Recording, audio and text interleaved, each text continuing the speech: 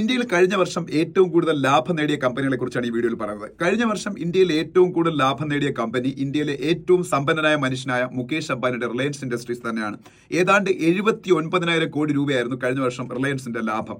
തൊട്ട് ബാക്കിൽ രണ്ടാം സ്ഥാനത്തുള്ളത് ഇന്ത്യയിലെ ഏറ്റവും വലിയ ബാങ്കായ സ്റ്റേറ്റ് ബാങ്ക് ഓഫ് ഇന്ത്യയാണ്. അവരുടെ ലാഭം ഏതാണ്ട് 69,000 കോടി രൂപയ്ക്ക് അടുത്താണ്. മൂന്നാം സ്ഥാനത്ത് വീണ്ടും മറ്റൊരു ബാങ്കായ പ്രൈവറ്റ് സെക്ടർ മേഖലയിലെ ഏറ്റവും മുമ്പനായ HDFC ബാങ്കാണ്. അവരുടെ ലാഭം 65,000 കോടി രൂപയാണ്.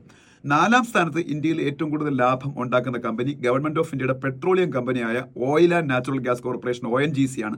അവരുടെ ലാഭം 54,000 കോടി രൂപയാണ്.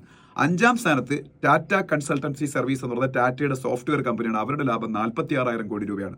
ആറാം സ്ഥാനത്ത് വീണ്ടും ബാങ്കായ ICICI ബാങ്കാണ്. അവരുടെ ലാഭം ഏതാണ്ട് 45,000 കോടി രൂപയായിരുന്നു കഴിഞ്ഞ വർഷം.